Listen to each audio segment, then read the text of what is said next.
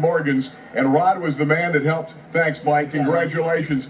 Rod was the guy that helped mastermind this. He helped get the team ready, helped get them prepared. Rod is as big a win as we've had at Williamsport High School in a lot of years, perhaps since '84, of course. Oh, my heavens, yes. This team was a very good basketball team, poised and strong and quick and smart.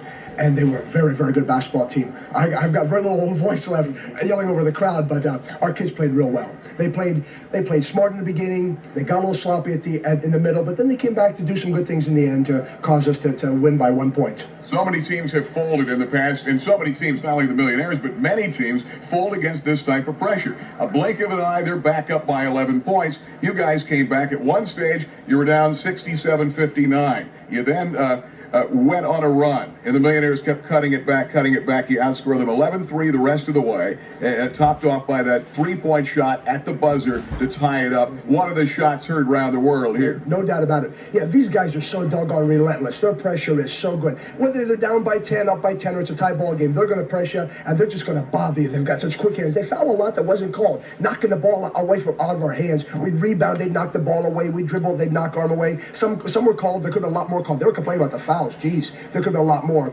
But we in the end, we showed our poise.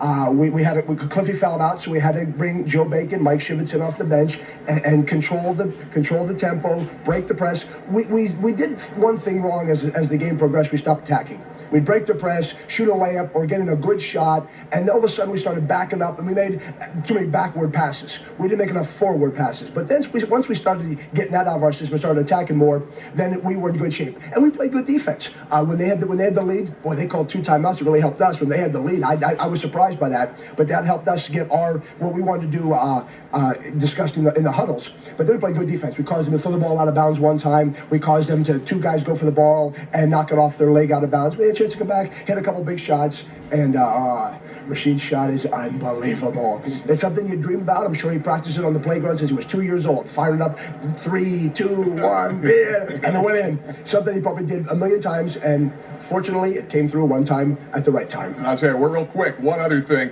We take a look at rebounding at the end.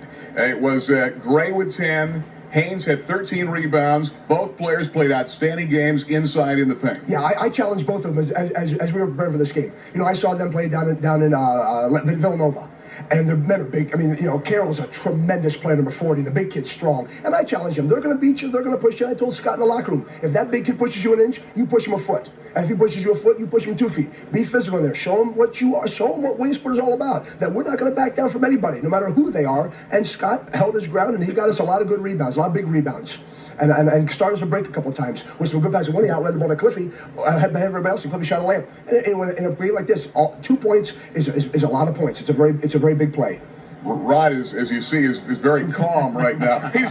Rod's like this after a 41-36 game.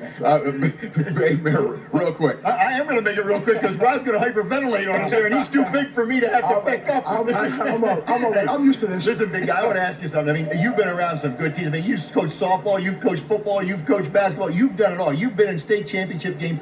Where does this game here rank with the biggest game that you've ever won? Well, this is one of the biggest. You know, I was on the floor in '84 when we beat Erie Prep, and that was a tremendous win. We had played them before, and the kids were very confident. That was a game that I think the kids thought they were going to win.